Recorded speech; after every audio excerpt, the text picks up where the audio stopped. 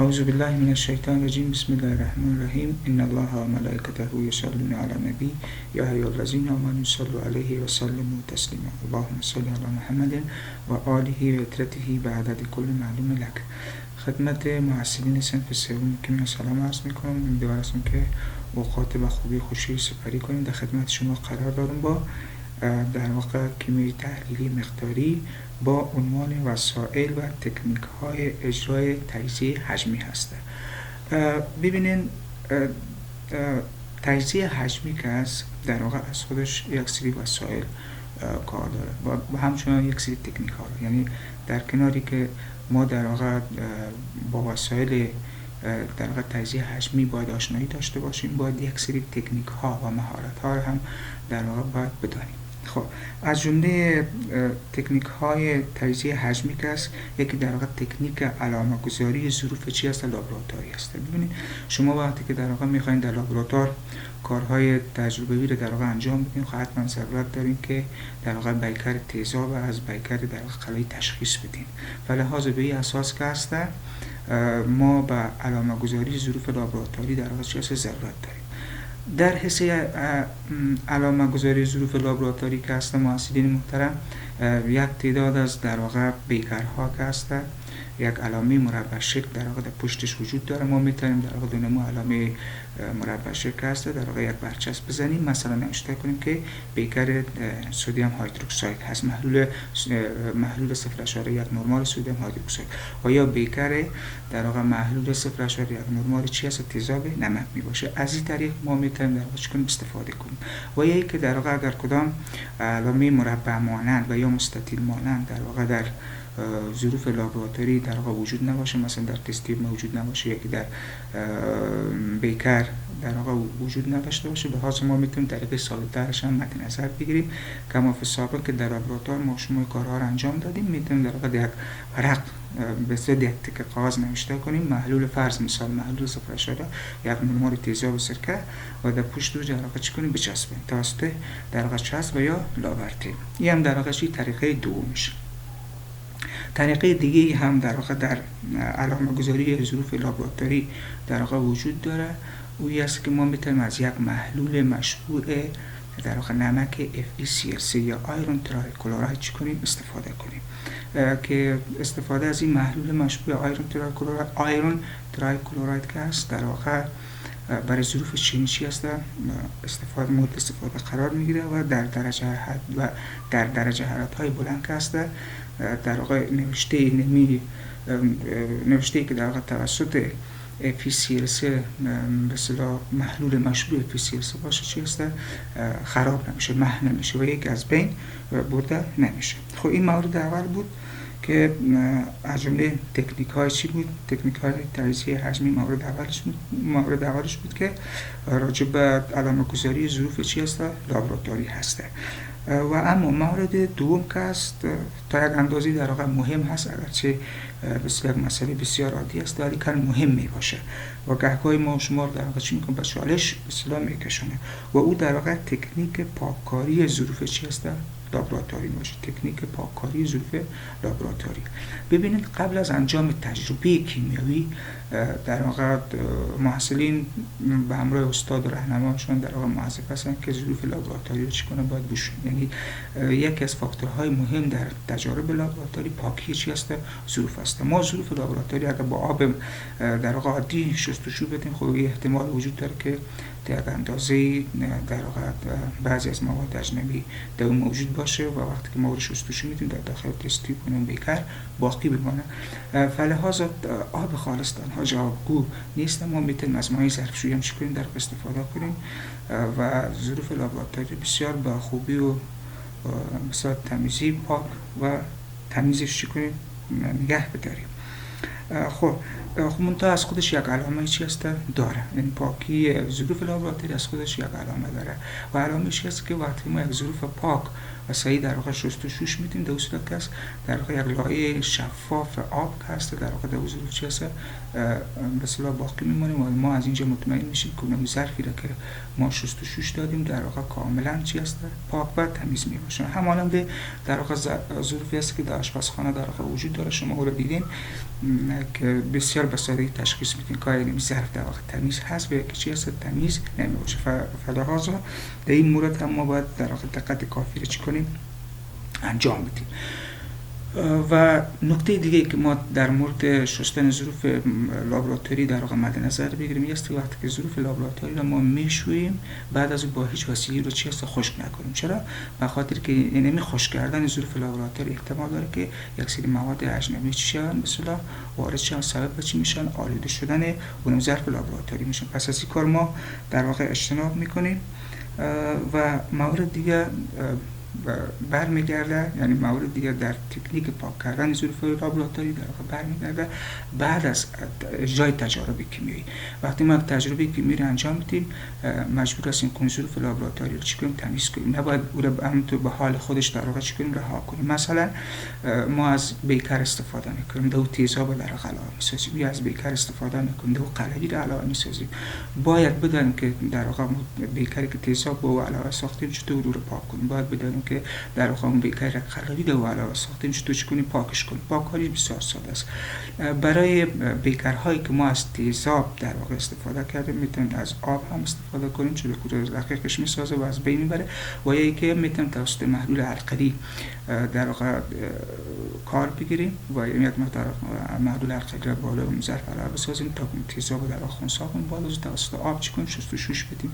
به این ترتیب اگر ما در واقع ظرف قلوی داشته باشیم در اون صورت میتونیم او را یا با آب خالص و یا ابتداعا توسط تیزاب چی کنیم عملی خنثی سازیش انجام بدیم، یک مقدار تیزاب بالا او علاوه بسازیم و بعد از او با آب در واقع خالص و اگر آب مقطر در لابراتوار فراوان بود توسط آب مقطر میتونیم بسیار به سادگی شستشویش در واقع انجام بدیم. ولی میمونه بعضی از مواد پاککاری باشه که در واقع پاک کردنش مشکله. مثلا ما یک ظرف داریم تجربه کیمیایی رو بالا در واقع انجام دادیم، تیزاب علاوه میسازیم پاک نمیشه، حرارتش هم میتیم در واقع چیزی پاک نمیشه، و یا قلوی علاوه میسازیم پاک نمیشه، و یا که حرارتش هم میتیم چیزی پاک نمیشه. این موارد که در واقع تا اندازه‌ای مشکل آفرین هسته ما میایم بچه‌ها از مخلوط محلول در واقع دو ترکیب، از محلول دو ترکیب که در اینجا من یادداشت کردم، یکی سدیم دایکرومات هست Na2Cr2O7 سدیم دایکرومات و چی تیزاب گوگرت هست H2 سلفور. اگر ما مخلوط محلول دو ترکیب در واقع داشته باشیم و تا 30 درجه سانتیگراد در واقع درجات متعادل از به حرارت بدیم و بعد از اون از این محلول میتونیم به صفت یک محلول شستشو دهنده چی کنیم استفاده کنیم. فلهذا نباید در لابراتوار ظروف ناشسته چی هست بسیار باقی مونه و بر ما گفته شد استاد ما ایره چطور پاک کنیم، کدام راه حلی برای پاک کردن ظرف در واقع چی هست پیدا نکردیم. خب مسئله دیگه که دوستای محترم در واقع در اینجا باید به او اشاره کنیم که از جمله در واقع تکنیک های تجزیه حجمی هسته، در واقع تکنیک اندازه‌گیری دقیق چی هسته؟ مایعات هسته. تکنیک اندازه‌گیری دقیق مایعات خود این حساب که از مربوط به وسایل تجزیه حجمی میشه. یعنی عنوانی که من خدمت شما در واقع بیان کنم وسایل و تکنیک های اجرای تجزیه حجمی. این در واقع تکنیک بود، مهارت بود که مهارت در واقع عرضم به خدمتتون در علامه گذاری ظروف بود، مهارت در پاککاری در واقع ظروف بود و حال که هست راجع به در واقع ظروفش است که کدام ظروف کدام وسایل در واقع در تکنیک حجمی بر ما چی است ضرورت است. ما یک نکته خدمت شما بیان کنم که در کیمیای تحلیلی مقداری که هستم ما به ما اندازه در واقع کالای لابراتوری و صرف در سطح لیسانس میکنیم مطالعهش در واقع انجام میدیم. در جمله وسایلی که ما در تجزیه حجمی در واقع ضرورت داریم و بعضی از نکات مهمه باید در اونجا مد نظر بگیریم. یکی از اون وسایل که است در واقع پپیت می باشه. پپیت که است در واقع یک لوله مدرج شده می باشه. من در اینجا شکلش دارم براتون نشان میدم. خب اگر در واقع به این طریق بگیریم این شکل است که من به اصطلاح ترسیم کردم. چی است؟ پپیت است. پپیت در واقع یک لوله شیشه چی است مدرج شده در واقع می باشه که ما میتونیم به واسطه نمی پپیت که هست در واقع مایعات را چی کنیم از یک ظرف به ظرف دیگر چی کنیم انتقال بدیم. اون تا مایعاتی که بچه‌ها در اینجا مد نظر است اون مایعات سمی هستند. یعنی برای برداشتن مایعات سمی ما از وسیله به نام پپیت در تجزیه حجمی در واقع چی می‌کنیم میتونیم استفاده کنیم. مورد طریقه استفادهش در واقع بسیار ساده است. در طریقه استفاده که است ما این پپیت کسی را داخل در واقع محلول مورد نظر قرار میدیم و در این قسمت که است یک تفاوت اختلاف فشار است، یا به زبان دیگر اگر ما بخوایم از این وسیله استفاده کنیم باید یک خلای نسبی رو در اینجا چی کنیم به وجود بیاریم. شما میفهمید که در واقع در محیط داخل و بیرون این پپیت که است فشار هوا چند اتمسفر است؟ فشار هوا 1 اتمسفر است. فلحاظ اگر ما بخوایم به اصطلاح مایع را از توسط پپیت برداریم و از مایع از این پپیت به اصطلاح بالا بره، مجبور هستیم در داخلی که هست یک خلای نسبی رو در واقع چی کنیم به وجود بیاریم. همانند در واقع نمونه نوشابه میمونه. اگر شما در واقع نوع نوشابه را مد نظر بگیرین در دانتان وقتی که میمونین یک دفعه را چی میکنین هواش به سمت خودتان میکشین. وقتی که هواش به سمت خودتان میکشین در لوله نوع نوشابه کسی خلای نسبی در واقع به وجود میاد و بسیار به سادگی آب چی میشه بالا میاد. این اون مایع بالا میاد و اینمی بالا آمدن مایع ناشی از اختلاف فشار در درون نوع نوشابه و یا اختلاف فشار در واقع در چی هسته؟ در پپیت می باشه. اختلاف فشار در درون پپیت و اختلاف فشار در درون و چی هست؟ بیرون پپیت می باشه که در بیرون از پپیت و یا نوع نوشابه فشار 1 اتمسفر است، ولی که در داخل چی هست؟ فشار کمتر از 1 اتمسفر است که خلای نسبی ایجاد میشه و بسیار به سادگی مایع چی میشه؟ بالا میاد. به این ترتیب خب ما ایره نمیتونیم در توسط دان ما بگیریم، مثلا پپیت در دان ما بگیریم و بعد از یک دفعه مثل نوع نوشابه خلا در واقع شکل ایجاد کنیم. این خطرناک است. حتی برای تیزاب‌های رقیق که من کتاب مطالعه می‌کردم در واقع خواندم که ما میتونیم در واقع این پپیت که هست برای برداشتن محلول تیزاب رقیق قلوی در واقع شیرق مثلا تیزاب کارم استفاده کنیم. خب منتها ما اینا میرم پیشنهاد نمیکنیم چون که در واقع چیز خطرناک است. به هیچ وجه در لابراتوار ما نباید مواد کیمیایی را در واقع توسط دان ما چی کنیم مثلا امتحان کنیم یا اینکه او را به دهان ما چی کنیم نزدیک کنیم، در واقع چیز خطرناک است. فلحاظ در پپیت که هست در واقع ما چطور خلای نسبی ایجاد میکنیم در این قسمتش بچه اگر شما در واقع توجه کنین در این قسمت اگر توجه کنین یک توپک پلاستیکی هسته که شما در لابراتوار دیدین. در این قسمت در واقع چی هست؟ یک توپک به اصطلاح پلاستیکی می باشه. در اینجا در واقع یک توپک پلاستیکی اکثر در لابراتوار است به صورت سرخ رنگ هسته. ما این پپیت در واقع برمی‌داریم توپک در واقع پلاستیکی که سرخ رنگ است در اونجا در واقع قرار میدیم، یک دفعه فشار میدیم. این پپیت در داخل مایع قرار میدیم، یک دفعه چی میکنیم فشار میدیم. وقتی که فشار بدیم این فشار دادن ما در واقع سبب میشه که هوای داخل پپیت که هست در واقع چی متراکم میشه. وقتی که دست ما را خلاص میکنیم یک دفعه در واقع هوا چی میشه به سمت بالا میاد، خلای نسبی ایجاد میشه و بسیار به سادگی مایعی که در درون پپیت هست چی میشه؟ مایعی که در ظرف است به لوله پپیت به اصطلاح وارد میشه. لوله پپیت یک لوله مدرج شده است. ما میتونیم یک حجم مشخص مایعات بالخصوص مایعات سمی را توسط پپیت چی کنیم در واقع به اصطلاح برداریم. پس یک از وسایلی که در تجزیه حجمی ما به کار میبریم در واقع چی هست؟ پپیت میباشه و توسط اختلاف فشار هوا و ایجاد خلای نسبی که در واقع در درون پپیت هست مایع از ظرف به سمت لوله پپیت بالا میاد و ما میتونیم مایعات بسیار سمی توسط پپیت در واقع چی کنیم؟ برداریم. خب بسیار عالی. اصلی دومی که ما بچه باید در تجزیه حجمی با او آشنا باشیم و او را در تجزیه حجمی ما مورد استفاده قرار میدیم در واقع وسیله به نام چی هست؟ بیوت می باشه. خب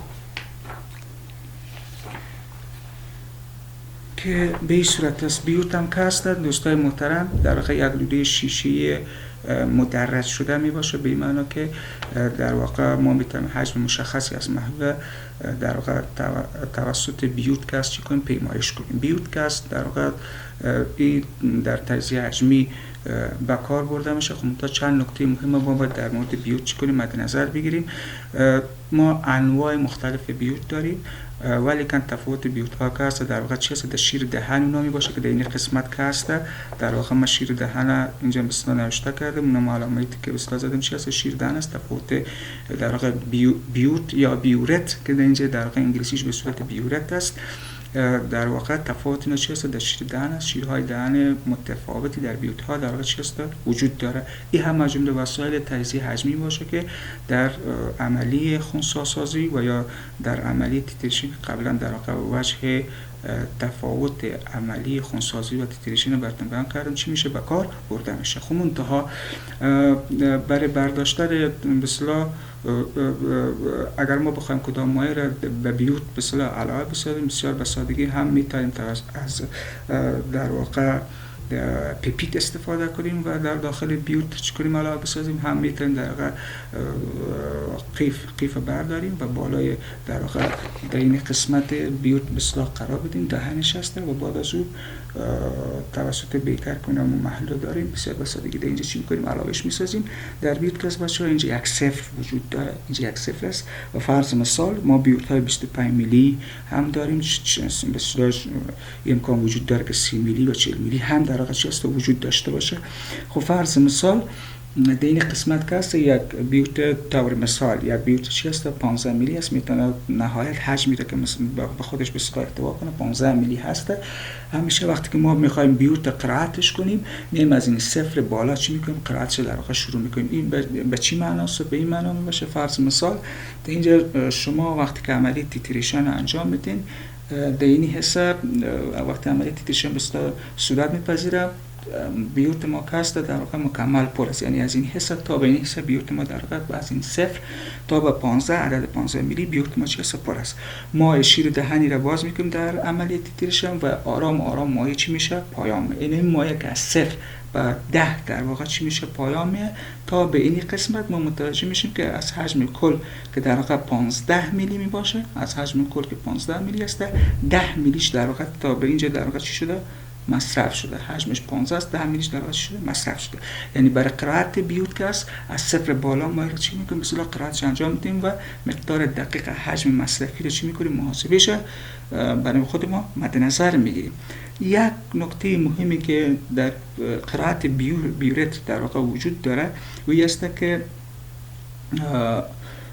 آب که است در واقع مایعات که است یک خاصیت دارن و او خاصیت در واقع چی است؟ کشش سطحی چی است؟ مایعات هست. این خاصیت کشش سطحی مایعات در واقع سبب میشه که آبی که ما از لحاظ عملی رو در واقع سنجش انجام میدیم به صورت چی شده هلالی شکل در یکی آب در واقع طبیعی داریم، یکی آب تئوری داریم. آب تئوریش در واقع چطور است؟ آب تئوری به این معنی که ما در واقع این بیوت ترسیم میکنیم یک خط مستقیم میکشیم، میگم فرض مثال در این ظرف ما این قاب وجود داره، یک خط مستقیم در اینجا میکشیم در این ظرف ما قاب وجود داره. یا آب تئوری یعنی سطح مرزش چی است؟ صاف است.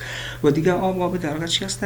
قسم عملی است که در اینجا یک حالت هلالی شکل در واقع هر مایعی که ما در ظرف علاوه میسازیم بالخصوص در اینجا فرض مثال آب یا محلول از خودش در واقع میشه یک حالت هلالی شکل و یا حالت مقعر شکل چی میکنیم؟ میگه هلالی چی مقعر ما اینجا چی کردیم نوشته کردیم. این حال برای قرائت بیوت که است یا بیورت ما میایم در واقع اونمود مثلا فرو رفتگی مایع رو چی میکنیم مد نظر میگیریم. مثلا اینجا عدد 10 میلی هست، ما یعنی قسمت که هست از محلول ما چی شده فرو رفته، زیر فرو رفتگی رو در واقع چی میکنیم قرائتش انجام میدیم. چرا که اگر این کار انجام ندیم در صورت با محاسبه با اشتباه در محاسبه حجم در واقع چی میشیم مواجه میشیم. فلحاظ در این حصه ما باید وقتی که بیورت قرائتش انجام میدیم یک مثلا که کاغذ در پشت در این عدد 10 میلی قرار میدیم و بعد از اون دقیق متوجه میشیم که باید این انتهای هلالی مقعر که است انتهای هلالی مقعر روی کدام عدد در واقع شده اونجا ثابت است، اونم عدد در واقع چی میکنیم قرائت میکنیم که اینجا در واقع چند است؟ عدد 10 میلی است. یعنی 10 میلی از مایع ما در اینجا در واقع مصرف شده. این قسمت در واقع چی است؟ انتهای هلالی شکل می باشه. خب این هم در واقع وسیله دوم بود که ما با در تجزیه حجمی چی میکردیم رو مد نظر میگرفتیم که یکی پیپیت بود و دیگه در واقع چی است؟ بیورت می باشه. خب وسیله دیگه که ما در واقع در تجزیه حجمی سر و کار داریم. اون بالون چی هسته؟ حجم سنجی هسته. بالون حجم سنجی هسته و یا بالون در واقع چی هسته؟ جوجه می باشه که ما میتونیم در واقع محلول های معینی را توسط بالون چی کنیم؟ به اصطلاح بگیریم. ببینید یگان وقت ضرورت است که ما عملیه تیتریشن انجام میدیم. مثلا میخوایم عملیه تیتریشن یا عملیه خونساسازی را در واقع 25 میلی یک محلول چی کنیم؟ در واقع انجام بدیم. این حال دیگه ما مجبور نیستیم که برای اجرای تیتریشن 25 میلی کدام محلول یک بالون حجمی، حجم سنجی، بالون حجم سنجی و یا بالون جوجه 50 میلی را برداریم. بسیار با دقت میتونیم در واقع بالون جوجه چند 25 میلی را برداریم و در اینجا کس اون مایع محلولی که در واقع درست کردیم، البته محلول هایی که ما درست میکنیم ابتدا باید از طریق محاسبه دقیق مولاریته و نرمالیتیش در واقع چی کنیم؟ سنجش کنیم و بعد از او توسط قیف کسی محلول چی میکنیم؟ در این قسمت پر میکنیم، برای ما نشان میده حجم در واقع چه اندازه می باشه و در اینجا کس اون نکته شما در واقع چی میکنید؟ مد نظر میگیرین که من اینجا نوشته کردم در واقع 25 میلی، یعنی از کجا تا چه اندازه آب در واقع بسازیم. آیا آب یا محلول، آیا آب یا محلول ما را برای آب که به کار نمیره، خب برای محلول به کار برده میشه. آیا ما محلول ما تا این قسمت در واقع بسازیم یا که تا این قسمت؟ نه، برای هر بالون جوجه کس در یک علامت اینجا وجود داره که نشان دهنده اینی است که اگر ما در واقع ظرف از این محلول پر کنیم تا بین خط نشانه این در واقع چند از حجمش 250 میلی می باشه و در این حساب کس اونمون انتهای مقعر هلالی مقعر محلول که هلالی مقعر در واقع تولید میکنه، به اصطلاح انتهای اونمون هلالی مقعر در اینجا چی میکنیم؟ مد نظر میگیم. من اینجا نوشته کردم ته هلال آب. ته چی؟ ته هلال آب. میبینیم که این انتهای یا که در واقع به اصطلاح انتهای نمی هلالی مقعر چی هست؟ روی کدام روی نمی عدد، روی نمی علامه در واقع چی شود؟ به اصطلاح برسد در صورت ما در به اصطلاح سنجش ما دچار چی هست؟ خطا نمیشیم. خب این هم در واقع معرفی از وسایلی بود که ما باید در تجزیه حجمی در واقع چی میکردیم؟ میره مد نظر میگرفتیم. بسیار عالی. خب اینال یک سری موارد دیگه هم هست که ما باید بچه‌ها ایره در تجزیه حجمی چی کنیم؟ مد نظر بگیریم و اون نحوه استفاده در واقع چی هسته؟ از اندیکاتور هسته. ببینیم نظر به این که ما از کدام مواد استفاده میکنیم. اندیکاتور ما در واقع چی هست؟ در واقع خاص می باشه. مثلا برای انجام عملیه تیتریشن، اگر ما میخوایم عملیه تیتریشن رو در واقع انجام بدیم، عملیه تیتریشن تیزاب نمک و سدیم هیدروکساید، چون که هر دو اینها که از تیزاب قوی و قلوی قوی است. در اینجا ما از اندیکاتور لتمس استفاده میکنیم. یعنی ما باید این مطلب مد نظر بگیریم در عملیه در واقع حجم سنجی، وقتی که در واقع موادی را که میخوایم با اون عملیه تیتریشن انجام بدیم، باید اندیکاتور مناسب با اون در واقع چی کنیم؟ انتخاب کنیم. به این ترتیب در واقع برای تیتریشن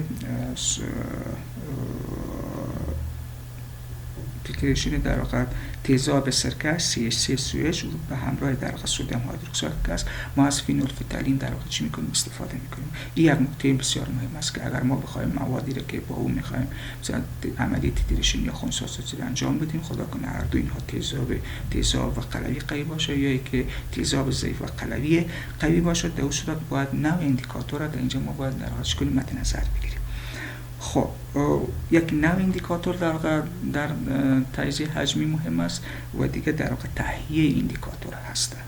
معمولا اندیکاتورها که است در تجزیه تحلیلی بچه‌ها، این اندیکاتورها مثلا تیزاب‌های عضوی است. بعداً ان شاء الله به اندیکاتورها مفصل صحبت می‌کنیم. خب منتها چیزی که ما در اینجا ضرورت داریم به صورت مثال، اگر ما بخوایم در واقع یک تیتریشن، عملیه تیتریشن و یا خونساسازی در واقع تیزاب سرکه به همراه قلوی سدیم هیدروکساید را انجام بدیم، در اون صورت مناسب ترین اندیکاتور در واقع چی است؟ فینولفتالین می باشه که طرز تهیهش در واقع به این صورت است که برای تهیه اندیکاتور فینولفتالین که است ما در واقع یک محلول 70% متانول در واقع چی میکنیم؟ استفاده میکنیم. محلول چند فیصده؟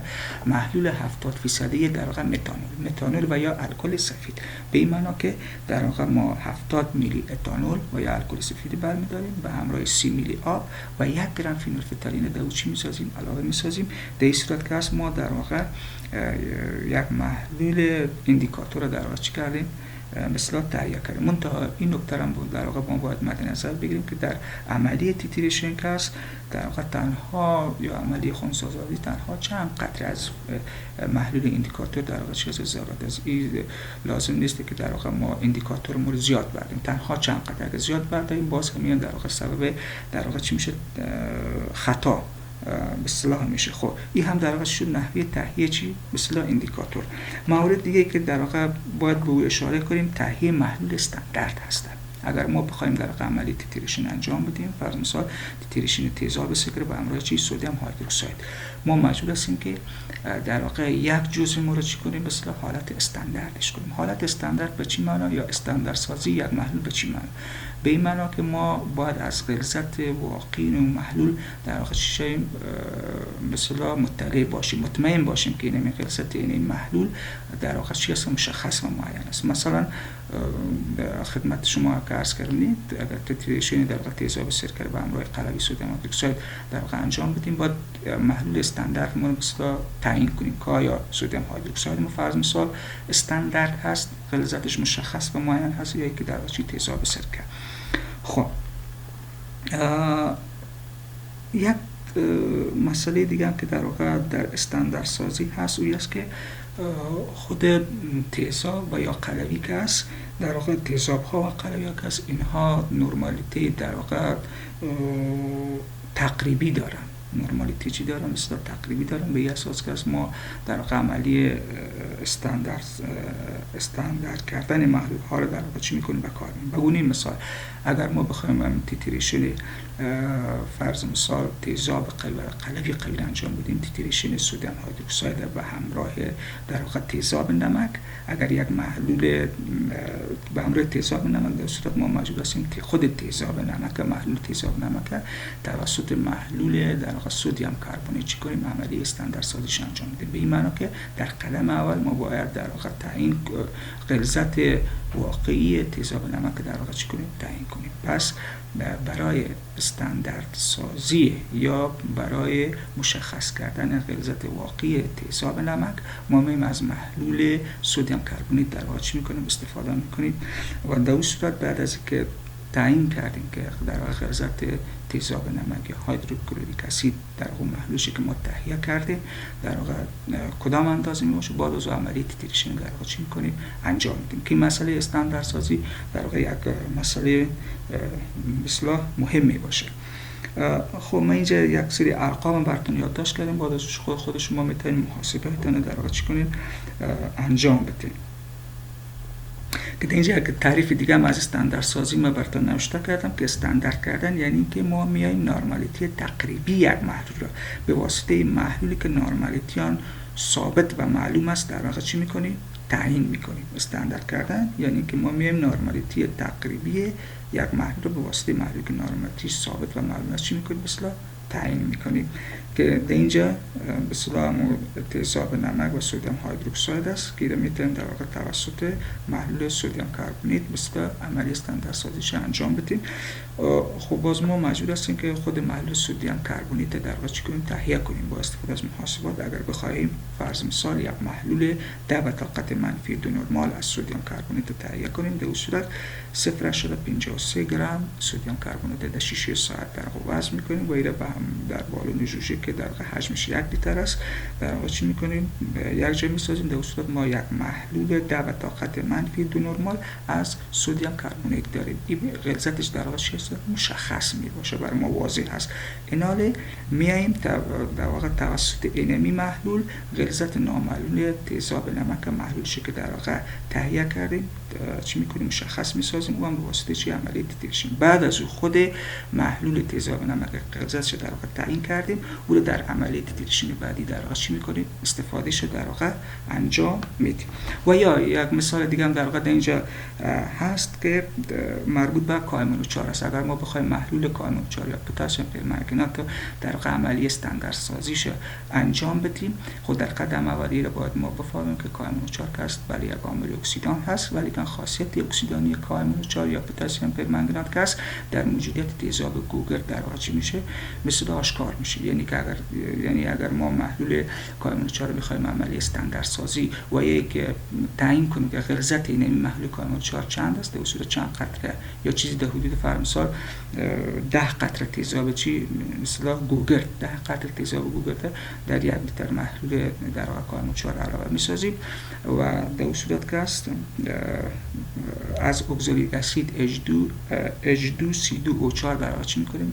استفاده میکنیم. منتها باید اکسالیک اسید H2C2O4 در درجه حرارت در واقع چیزی در حدود 60 الی 90 درجه سانتیگراد میره حرارتش میدیم، گرمش میسازیم و بعد از او برای تعیین غلظت و یا برای استاندارد سازی محلول کائم-4 که هست آرام آرام در واقع اکسالیک اسید بالا کائم-4 در واقع چی میکنیم؟ علاوه میسازیم که نقطه پایان تیتریشنش در واقع به صورت است که هر قطره از اکسالیک اسید وقتی که ما علاوه میسازیم سبب بیرنگ شدن کائم-4 میشه. وقتی که تمام محلول در واقع بیرنگ شد در اون صورت اون نقطه در واقع چه پایان خنثی سازی در واقع میباشه. پس برای تعیین غلظت کائم-4 و یا برای در واقع استاندارد ساختن محلول کائم-4 ما میایم از در واقع محلول چی؟ میایم از محلول مشخص و معین که منظور غلظت از محلول مشخص و معین که غلظت مشخص و معین در واقع داره H2C2O4 و یا اکسالیک اسید در واقع چی میکنیم؟ استفاده میکنیم. خب دوستای محترم اینجا در واقع درس ما انشاءالله این لکچری که براتون دادم اصلا خلاص میشه و در جلسه بعد انشاءالله باز میایم روی حل مسائلش در واقع چی میکنیم؟ بحث میکنیم. یک مثال ما اینجا انشاءالله یادداشت کردیم، اون مثال با هم دیگه انشاءالله روش مطالعه را انجام میدیم. امیدوار هستیم که از این لکچر در واقع انجام دادیم اجرا کردیم برای شما در واقع فایده و استفاده رو برده باشین. خب انسان است یک احتمال وجود داره که در واقع در بین صحبت ما یک سری کلمات و جملات به صدا و بالا پایین میشه. این دیگه شما با بزرگواری خودتان در واقع ببخشید. وقتتان بخیر. السلام علیکم و رحمت الله.